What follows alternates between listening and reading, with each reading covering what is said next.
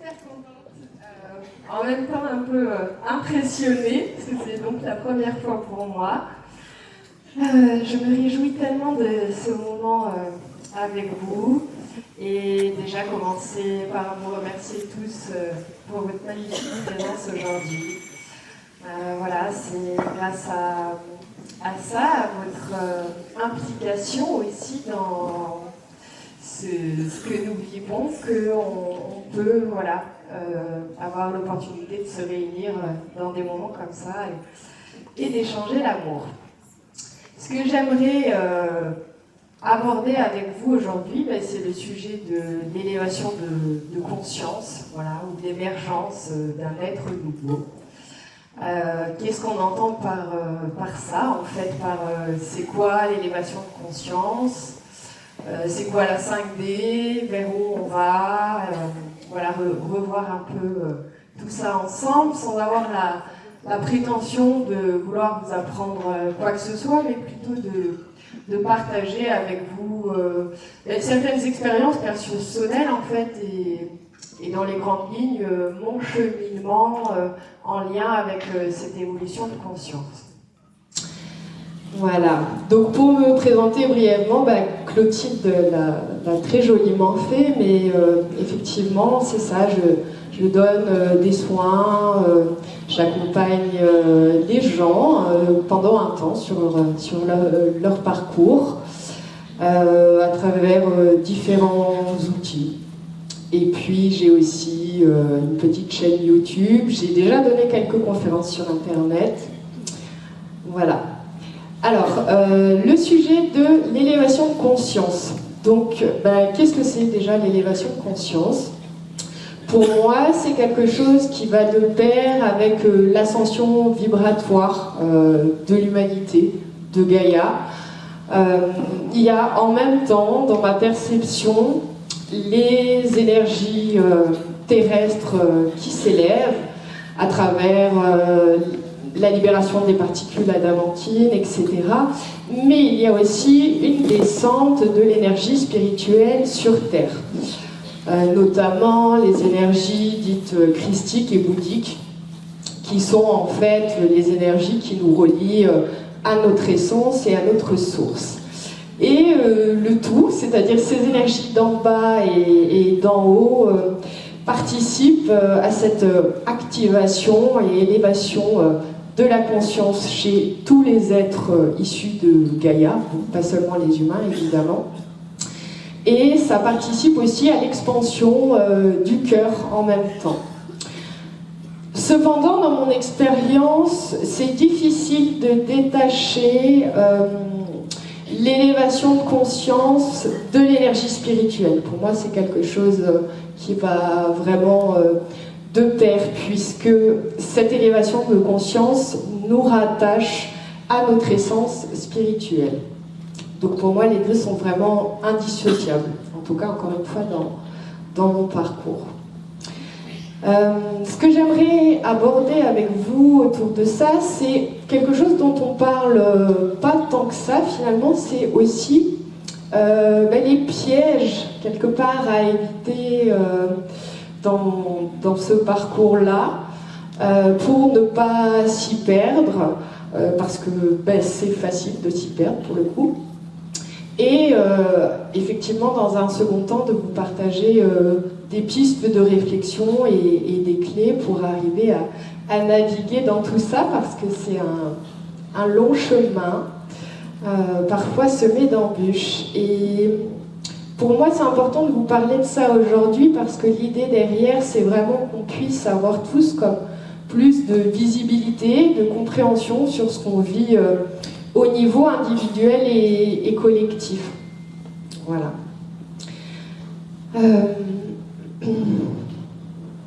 Avant de parler des pièges, j'aimerais aussi parler brièvement des différentes étapes, phases d'élévation. Alors au départ, à l'origine de cette élévation de conscience, il y a ce qu'on nomme l'éveil. Et ce début d'éveil, à l'origine, c'est comme une phase où on est hyper expansé, parfois même dans une forme d'exaltation, où on peut se dire ça y est, j'ai compris qu'en fait il y a une réalité plus grande que celle qu'on a voulu nous montrer.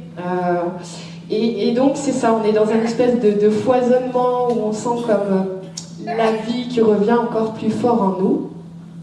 Et après, dans un second temps, il y a une sorte de redescente vibratoire où en fait on commence à vouloir matérialiser cette énergie spirituelle qui est plutôt éthérée et immatérielle à la base.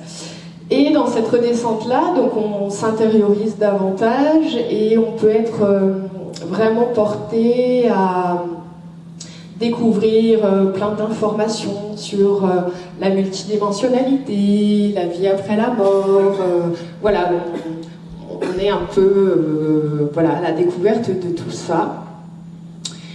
Et puis ensuite vient un temps où on peut se sentir un peu comme désillusionné, de se dire ok, et en fait au début, pendant cette première phase d'éveil, je pensais que j'étais vraiment arrivée à quelque chose, et là je m'aperçois qu'en fait il n'y a pas vraiment de quête à avoir, ce que j'ai toujours recherché à l'extérieur, finalement, oui, c'est quoi le sens? Et c'est là où on revient à cette intériorité. Et en même temps, voilà, c'est pas forcément toujours une phase agréable parce qu'on peut se sentir totalement perdu, désorienté, etc. Et en même temps, c'est une phase d'infusion de cette énergie spirituelle hyper importante, à laquelle on peut pas trop couper d'ailleurs. Et ce que je remarque dans ces différentes phases d'éveil et d'élévation de conscience, c'est qu'on alterne vraiment des moments où on est beaucoup plus tourné vers l'extérieur et on est beaucoup plus dans un aspect solaire. Et puis des moments, encore une fois, qui correspondent à des temps d'infusion où on est beaucoup plus dans notre intériorité. Et puis, voilà, après, il y a aussi une phase où... qui peut s'apparenter à une forme d'illumination, de béatitude, où on se dit, bah oui, effectivement, la vie n'a d'autre sens que celui qu'on veut lui donner, mais quand on comprend qu'en fait, il n'y a rien à changer en soi, fondamentalement, on peut enfin voilà, se détendre en soi et commencer à accueillir la vie comme elle se présente chaque jour. Et puis on comprend que l'évolution de conscience, ça ne veut pas forcément dire que tout est beau dans le meilleur des mondes, mais que c'est juste à un endroit savoir accueillir les états d'être et les émotions comme elles se présentent en fait. C'est aussi quelque chose qui nous aide à nous relier à la présence, à l'instant présent, voilà, et à l'accueil. Cette élévation de conscience, pour moi, elle est aussi synonyme d'expansion, puisque c'est en finalité l'expansion du cœur, l'expansion de l'esprit. Et donc, toujours pareil, dans cet élan d'expansion, on alterne aussi des phases de contraction, de rétractation, pour pouvoir s'expanser encore plus après.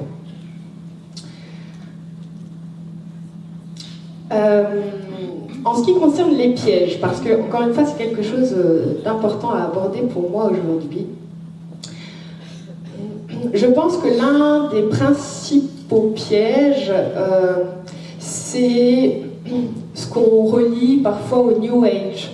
Alors, en même temps, c'est quelque chose de super chouette parce que ça permet aussi de démocratiser le sujet de la spiritualité, de l'éveil, de la conscience. Et en même temps, c'est quelque chose qui subtilement veut aussi ancrer une forme de séparation en nous faisant croire, par exemple, que... il faudrait que je trouve des exemples. Par exemple, les flammes jumelles, ou voilà, ce genre de sujet où ça pourrait sous-tendre l'idée qu'il y a comme des élus ou des privilégiés, et que si on ne se reconnaît pas dans ces codes-là, alors on n'est pas forcément sur le bon chemin. Le New Age, c'est aussi tout ce qui teinte la spiritualité d'un côté un peu, comme dirait Clotilde, mielleux. C'est-à-dire que ça veut parfois nous faire croire que la spiritualité, l'ascension, c'est quelque chose qui est censé être comme évident et puis facile à infuser en soi. Et que donc, encore une fois, à partir du moment où on découvre eh bien, son essence spirituelle, alors tout est censé être simple et aligné. Mais je pense qu'on est beaucoup à s'apercevoir que non, c'est pas le cas. Il y a aussi, donc c'est ça, c'est le New Age qui sous-tend le piège de la séparation, alors que la spiritualité et l'élévation de conscience, c'est l'unité, c'est le fait de... C'est pas seulement conscientiser, c'est aussi profondément ressentir qu'il n'y a aucune séparation entre tous les êtres vivants. Dans les autres pièges, il y a aussi le fait de prendre l'ombre parfois pour la lumière. Alors, j'aime bien ce qu'expliquait le Padre Pio par rapport à ça, c'est-à-dire que lui, il disait que quand c'était ce qu'on nomme l'ombre qui venait le visiter, eh bien, dans l'instant, il se sentait totalement en joie, et puis il était persuadé que c'était la lumière, parce que l'ombre se présentait un peu de cette façon, et que derrière ça, il ressentait toujours une forme de grande tristesse ou d'abattement. Et qu'à l'inverse, quand c'était la lumière qui venait se présenter à lui, ça lui faisait très peur. Il croyait que c'était l'ombre. Et donc c'est ça, c'est difficile de discerner parfois à quelle énergie on a affaire. Et il est donc facile, pour ce que je nomme l'ombre, encore une fois, de nous alpaguer, de nous rattraper en se faisant passer pour ce qu'elle n'est pas. En ce sens, c'est aussi important de savoir où on va quand on ouvre des portes dans l'astral. Parce que bien souvent, on peut vouloir aller visiter plein de monde, plein d'êtres dans l'astral, communiquer avec les défunts, avec d'autres plans, ce qui est super en soi, hein. Mais parfois, quand on n'est pas dans une forme de maîtrise de ce monde-là, on peut se retrouver aux prises avec des entités malveillantes, des attaques, etc. Et après, c'est pas toujours facile de s'en défaire. Donc c'est important d'avoir vraiment le discernement et de ne pas ouvrir n'importe quelle porte comme juste pour s'amuser, en fait. Voilà. Il y a aussi, en termes de pièges, le fait de nourrir la croyance qu'avant, quand on était moins conscient, c'était plus facile, que quelque part la vie était comme plus simple et que... voilà. Alors qu'en fait, c'est quelque chose qui nous maintenait aussi dans une forme d'illusion et d'endormissement. Donc il est certain que éveiller sa conscience, c'est pas anodin, dans le sens où oui, ça demande une sacrée responsabilité et une sacrée observation de soi, beaucoup de courage aussi, de remise en question. Bon, c'est loin d'être un chemin évident, mais voilà, ça ne veut pas dire qu'on était plus heureux avant quand on était moins conscient. En termes de pièges, alors attendez, je reprends mes notes parce que j'ai noté tellement de choses. Ok. Oui, la croyance de la limitation, c'est-à-dire que comme on est dans un corps physique, en tant qu'humain, on peut avoir la sensation que nous sommes des êtres limités et qu'on ne peut pas tout expérimenter, qu'on ne peut pas tout vivre ou tout se permettre, et que du coup, autant rester voilà, petit, caché dans sa grotte. Or, l'élévation de conscience, au contraire, nous amène à nous rendre compte que tout est possible, qu'il n'y a aucune limite nulle part, que celle que l'on veut bien, voilà, que celle que l'on se donne en fait. Et c'est important de s'autoriser vraiment à rêver grand, à ouvrir toutes les portes de son esprit et à se rappeler que on est vraiment tous capables de tout. Et qu'on est vraiment là pour s'autoriser à vivre toutes les expériences qui nous portent, qu'il n'y a pas certaines choses qui sont réservées à certaines personnes et puis d'autres personnes qui ne pourraient pas s'autoriser à, encore une fois, voir la vie en grand. Alors évidemment, pour chacun, ça va être différent, ce truc de voir la vie en grand. Mais c'est vraiment important de sortir de toutes les limitations, de toutes les barrières du mental pour pouvoir expérimenter le plus possible tout ce que peut amener l'élévation de conscience.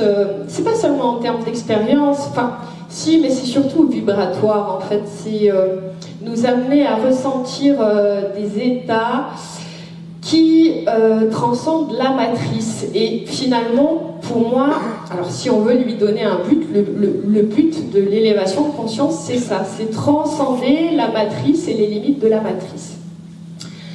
La matrice, c'est en fait la grille magnétique qui enveloppe la Terre et qui est régie par certains êtres involutifs, dans le but de nous garder en fait enfermés dans l'illusion, ce qu'on appelle aussi la Maya. Mais c'est pas si négatif dans le sens où cette matrice, elle nous permet. Bon, en fait, quelque part, c'est un hologramme, mais elle nous permet aussi de réaliser que eh bien, à un moment donné, il y a aussi besoin d'en sortir pour voir qu'est-ce que l'expérience de la vie réelle, en fait. Encore une fois, sans les conditionnements, les limitations, les croyances, etc. Et c'est là que, alors, dans mon expérience, ça a aussi amené cette ouverture de tous mes sens subtils, entre autres choses, beaucoup aussi de montée de Kundalini, plein de choses sur le plan énergétique. Voilà, après ça s'apparente de façon tellement vaste et différente pour chacun.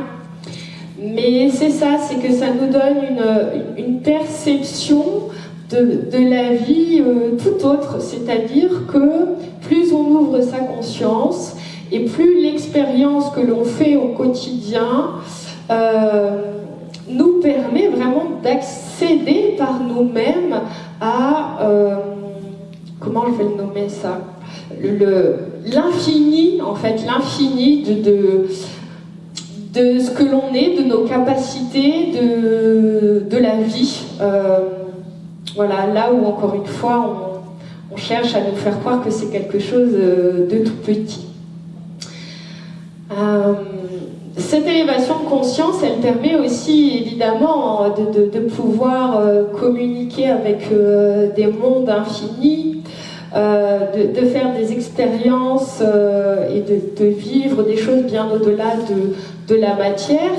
Cependant, c'est très important de ne surtout pas oublier son corps, le rapport à la physicalité, à cette matière, puisque, en tout cas pour moi, on peut difficilement ascensionner et s'élever en séparant le corps et l'esprit.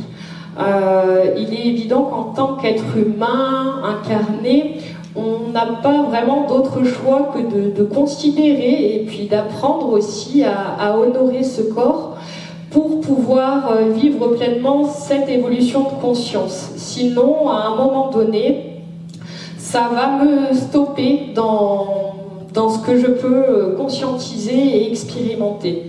Donc le corps, il est surtout pas à oublier, c'est même tout l'inverse, d'autant plus qu'il permet aussi vraiment un ancrage à Gaïa, et permet donc de ne pas fuir ou vouloir se perdre dans des mondes éthériques et subtils, comme on pourrait parfois avoir envie de le faire, parce que c'est vrai que quand on goûte à la saveur de l'infinité de l'amour, et ben on aurait tendance à vouloir y rester, et puis derrière à se dire mais finalement la vie sur Terre dans ce corps physique c'est tellement restrictif, etc. Alors que non, pas du tout, mais c'est vrai que c'est quelque chose qui s'apprend au fur et à mesure du temps, des années, d'arriver dans son corps physique à se sentir dans cette illimité et dans cette expansion. Ce que je remarque aussi, c'est que aujourd'hui, avec ce qu'on nomme l'ascension de la nouvelle Terre, il y a un peu comme une humanité à deux vitesses, à deux visages, avec d'un côté ce qu'on appelle le nouveau monde, d'un autre côté ce qu'on appelle l'ancien monde. Et là encore, c'est facile de se perdre là-dedans, de créer des séparations, des croyances que moi je suis parvenue puisque je comprends qu'il y a une réalité autre, et si celui qui est en face de moi est encore comme endormi dans de vieilles croyances, etc., alors c'est qu'il n'a rien compris. Évidemment, chacun son rythme, chacun voilà, son cheminement, et on n'est en aucun cas supérieur, peu importe le degré de conscience qu'on a, à qui que ce soit d'autre sur Terre en fait. Et c'est pour ça qu'il est tellement important de ne pas oublier toutes les personnes qui se sentent perdues, qui se sentent parfois tellement... oui, dans ce qu'on peut aussi nommer communément les nuits noires de l'âme, en tout cas des passages de dépression très importants, de perte de repères, d'identité. Parce que c'est aussi des phases que l'on traverse quelque part au sein de notre éveil. Et c'est vrai que moi, dans mon expérience, j'ai dû d'abord apprendre à me recentrer dans mon individu, ma personnalité, mon individualité, mon corps propre, pour ensuite pouvoir m'en détacher. Mais ça peut difficilement se faire dans le sens inverse, en fait. Et donc l'idée, c'est, toujours par rapport à voilà, la nouvelle Terre, l'ancienne Terre, d'arriver à, tous autant que vous êtes, être comme un fil conducteur, en fait, pour les personnes autour de vous qui ont du mal à se repérer, puisqu'effectivement, cette ascension vers la nouvelle Terre demande, exige que l'on puisse se débarrasser de toutes nos anciennes peaux, anciennes croyances, etc. C'est quelque chose de très profond, puisque ça concerne aussi nos reprogrammations génétiques, en fait, l'ascension vibratoire, l'élévation de conscience. Elle est aussi à l'origine d'une mutation sur le plan cellulaire, sur le plan, enfin, sur tout le plan organique. Ok, je passe du coq à l'âne, je ne sais plus pourquoi je vous disais ça. Mais donc l'idée c'est ça, c'est que vous soyez vraiment un fil conducteur pour les autres, pour les aider à se rappeler qui ils sont en fait au-delà du personnage. C'est pas l'idée de chercher à les convaincre de quoi que ce soit, c'est juste être un repère comme vibratoire. C'est-à-dire que face à toutes les personnes que vous connaissez ou pas, qui se sentent dans une forme de désespoir, pouvoir vous autoriser à rayonner à leur côté pour, comme sans mots en fait, leur montrer le chemin. Et si vous faites ça de cette façon-là, il n'y a rien de plus convaincant et inspirant finalement, et c'est vraiment de cette façon qu'on pourra tous s'élever ensemble, voilà. Et donc, encore une fois, l'importance de se soutenir. C'est un processus qui est collectif, donc c'est très important de penser collectif et non pas juste moi-je. Et ce moi-je, en fait, qui correspond au monde de l'ego, à ce qu'on appelle la 3D, hein, qui est aussi en lien avec la matrice dont j'ai parlé tout à l'heure.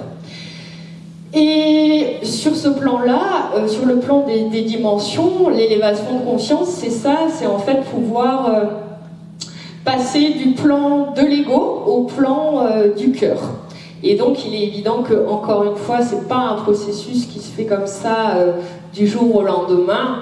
Il y a comme, vous avez dû en entendre parler, mais ce qu'on appelle les allers-retours en 4D en fait, où on va de la dimension de l'ego à la dimension du cœur jusqu'à pouvoir stabiliser la dimension du cœur en nous. Et cela demande d'infuser, encore une fois, les énergies spirituelles que l'on incarne dans notre quotidien. Il n'y a aucune séparation nulle part en fait, c'est-à-dire que cette énergie spirituelle, pour l'infuser, c'est pas comme l'idée d'aller faire une retraite seul au fond de la montagne, enfin pourquoi pas, bien sûr que ça a son sens aussi, mais c'est plus d'arriver dans notre époque actuelle à se rappeler son essence, vibrer cette essence, cette divinité dans tous les gestes, les actes et les pensées du quotidien.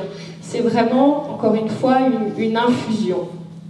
Et plus vous allez vous autoriser à vibrer, plus ça va autoriser les autres à faire de même et à s'autoriser, à conscientiser que, bah oui, eux aussi, ils ont le droit de sortir de leurs limitations et que, encore une fois, c'est pas quelque chose qui est réservé seulement à certains élus qui auraient compris le chemin et pas les autres, quoi. Attendez, je reprends encore un petit peu mes notes, pardon. Alors, bon, les pièges, j'en ai parlé un peu. Ben oui, c'est ça, les clés. Donc, c'est quoi les clés maintenant pour éviter ces pièges et voilà, arriver à vivre de façon le plus sereine possible ce cheminement intérieur aussi. Alors, pour moi, une des clés, c'est la visibilité, la compréhension et la maîtrise. C'est-à-dire que plus on va arriver à voir, à conscientiser tout ce processus de mutation qui s'opère à l'intérieur de nous, plus ça va être aussi facile de l'accueillir, même dans les moments où ça participe à un inconfort ou parfois à un malaise profond. Le but je dis que c'est important de comprendre, c'est pas l'idée de décortiquer à tout prix sur le plan mental tout ce qui s'opère à chaque instant. C'est plus d'avoir une compréhension générale, voilà, pour arriver à lâcher prise et à faire confiance en ce cheminement. Et ça, c'est pas facile parce que forcément, l'humain a aussi envie, par réflexe, de contrôler un peu les choses, pensant qu'il les assimilera mieux de cette façon.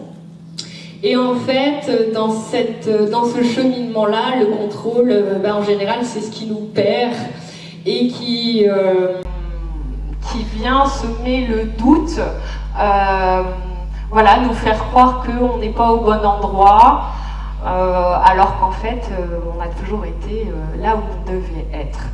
Mais c'est vrai que les phases où on est dans une forme de désillusion, où on se sent aussi très seul, moi ça c'est quelque chose que je vis encore parfois d'ailleurs, cette croyance que ok, je suis toute seule, alors que c'est l'ego en fait qui tente de me rattraper dans ces moments-là et de me faire croire que finalement, encore une fois, comme je le disais aussi, j'étais mieux où j'étais avant dans mes anciens repères. Et c'est ça, quand les moments où je me sens seule, c'est vraiment en fait un contrôle en moi qui revient. Voilà. Donc la maîtrise, la compréhension, la visibilité sur ce que l'on vit, ça permet de lâcher ce contrôle et de pouvoir laisser ce processus se faire en nous comme il a besoin de se développer sans qu'on vienne voilà, interférer en fait là-dedans. Le pardon et la résilience, alors c'est des grands mots et en même temps c'est tellement fondamental, en tout cas encore une fois dans mon expérience, moi c'est ce qui m'aide. Le pardon à soi aussi, parce que souvent c'est facile de pardonner à l'autre, mais se pardonner à soi-même, c'est plus difficile, en tout cas moi je trouve. Et le fait de savoir se pardonner et d'être dans une forme de résilience, c'est-à-dire s'autoriser à dépasser certains traumatismes, certaines blessures et de les transcender. Ça, c'est quelque chose qui évidemment nous aide énormément à assimiler voilà, toute la puissance en fait, de ces énergies qui s'intègrent en nous actuellement. Et je fais une petite aparté, mais encore une fois, pourquoi c'est tellement important de considérer ce corps, c'est parce que évidemment il est aussi inclus dans cette élévation, c'est pas juste l'esprit qui s'élève et on voit bien que, en 3D, si l'on veut en parler comme ça, notre corps physique, il est aussi composé de carbone. Et quand on arrive en 5D, eh bien, notre corps devient cristallin. Donc c'est en ça qu'on voit aussi l'importance de tout ce qui est à l'œuvre sur le plan des énergies et sur le plan cellulaire, et à quel point c'est important de considérer son corps et la physicalité. Voilà. D'autres outils, eh bien, donc au-delà du corps, qui est déjà lui-même un outil tellement important, c'est aussi l'énergie. Alors moi, ce qui m'aide personnellement, c'est tout l'aspect, de considérer l'aspect énergétique des choses. Donc voilà, les méridiens, les nadis, les chakras, tout le circuit, le système énergétique qui... là aussi, en fait, on ne peut rien séparer, c'est-à-dire que l'énergie, le corps, l'esprit, le cœur, tout ça, ça va ensemble. Donc, voilà, si par exemple, à un moment donné, vous sentez que, ok, là, ça va plus, je ne sais plus qui je suis, où je vais, c'est quoi le sens de la vie, etc. Ça a l'air de rien, peut-être dit comme ça, mais le fait de se relier à l'énergie, la circulation de l'énergie en soi, alors après ça peut se faire à travers plein d'outils et de thérapies différentes, hein, mais c'est quand même une sacrée aide sur le chemin. Accueillir les émotions et les états d'être comme ils se présentent, ça c'est en même temps un gros challenge et en même temps un vrai outil. C'est-à-dire que si on considère encore une fois que quand on est dans une ascension vibratoire, l'idée c'est aussi de transcender, transmuter certains états en nous, on peut avoir tendance à croire que, ok, alors là, si j'ai une émotion ou une sensation désagréable qui se présente, c'est que je ne suis pas bien placée en moi.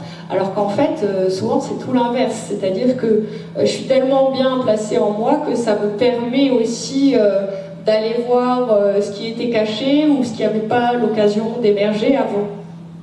Et puis de toute façon, en tant qu'être humain, on ne peut pas ne ressentir que des émotions de joie et de plaisir tout le temps.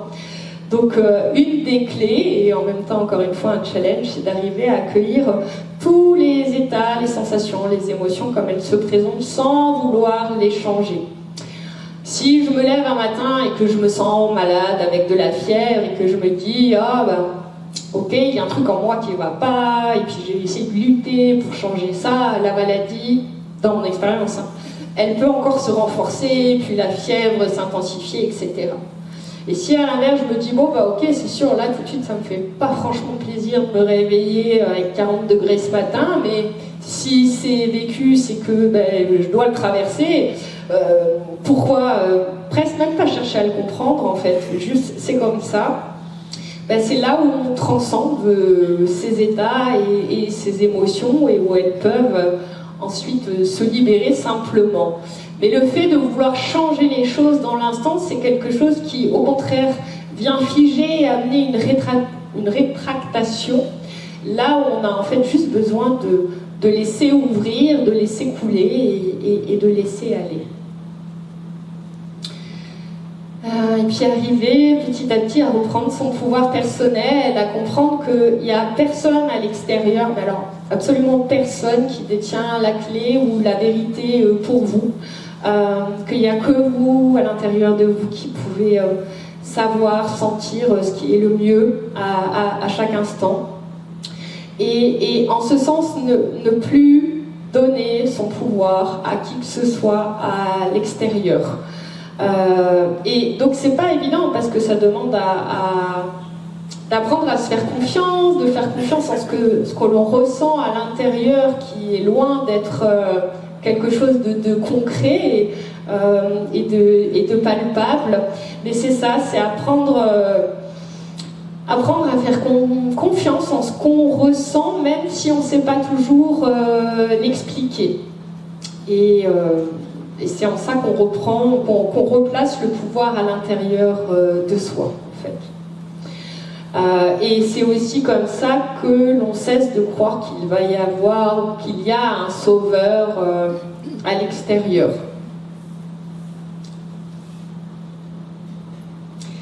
Et puis, évidemment, une des clés très importantes, et je pense que vous le savez si vous êtes là, ici aujourd'hui, c'est le fait de se relier les uns aux autres.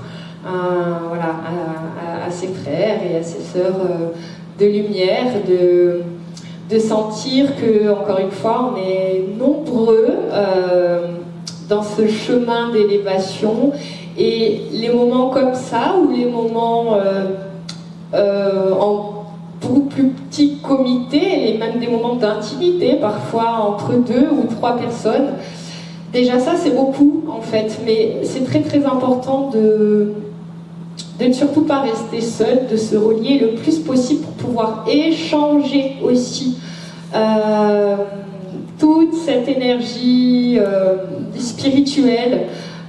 Et c'est aussi comme ça d'ailleurs qu'on peut échanger des codes, des capacités, des programmes, des informations entre nous, et puis surtout l'amour en fait, parce que l'amour c'est ce qui sous-tend, ce qui régit toute forme de vie.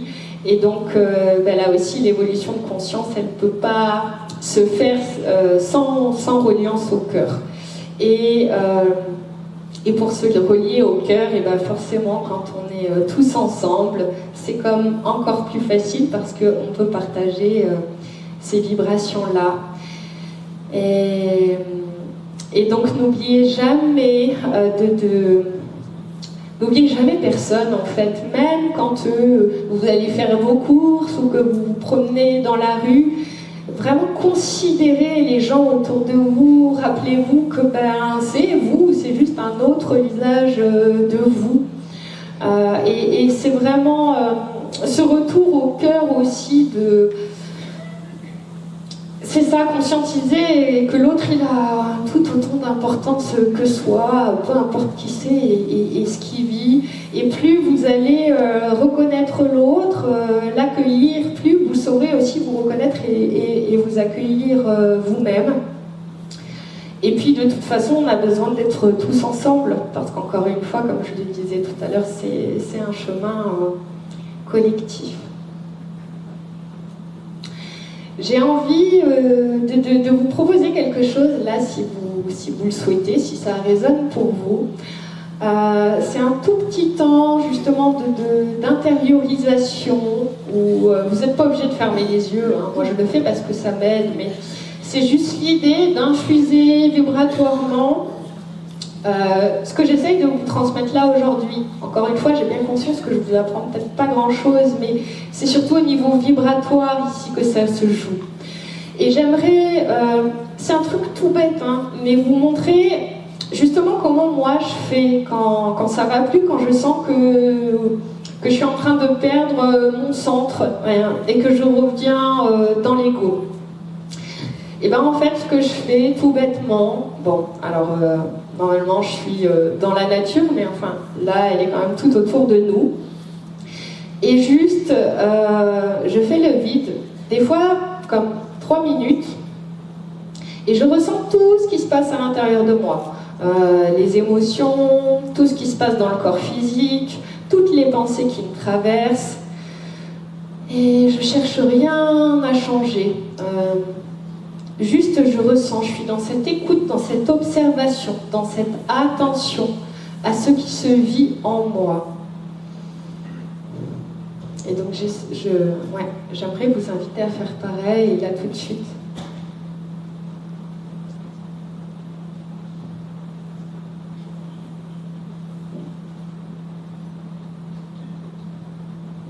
Mais vraiment, j'insiste sur ne chercher rien à changer. Si par exemple vous vous concentrez sur votre corps et puis vous sentez qu'il y a des douleurs ou autres, cherchez pas à les effacer, juste accueillez-les. Et puis vous pouvez aussi vous concentrer sur tous vos sens pour vraiment aider à la présence dans l'instant. Comme voilà, le bruit de la pluie qui tombe, les lumières, tous vos sens.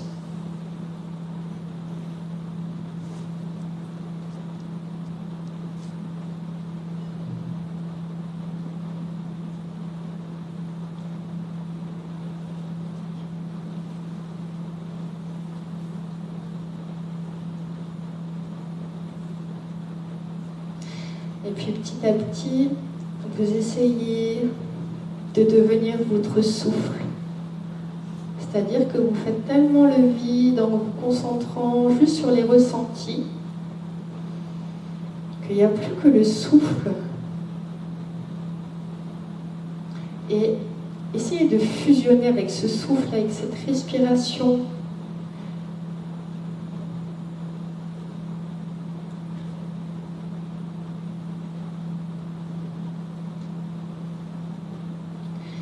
Et vous pouvez même essayer de sentir l'air qui rentre dans vos narines et qui ressort à l'expiration. Essayez de fusionner tellement avec votre respiration, avec votre ressenti, que vous sentez que vous devenez cette respiration.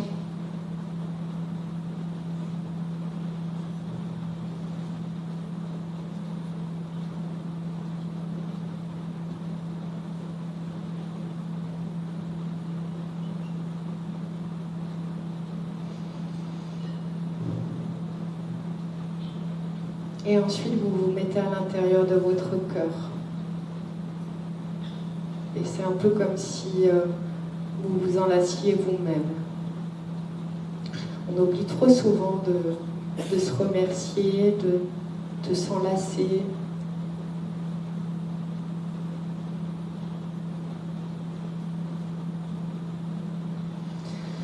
Voilà. Et moi, quand ça va pas, je fais juste ça.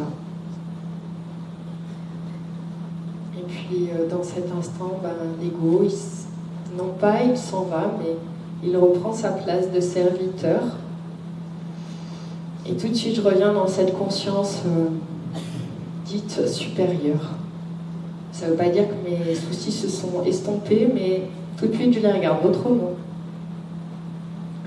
Et c'est sûr que ça ne change pas sa vie de faire ça, mais si je le fais tous les jours, à chaque fois que ça ne va pas, au bout du compte, si, ça change la vie quand même.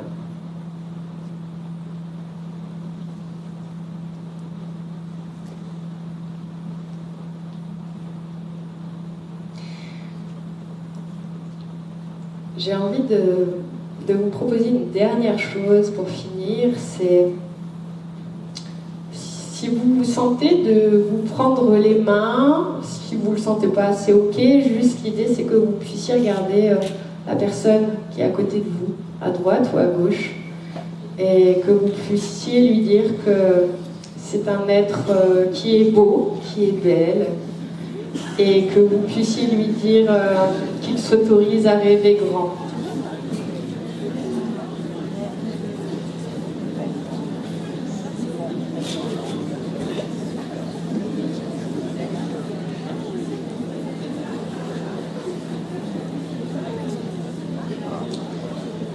Bon, je vous remercie infiniment de votre écoute.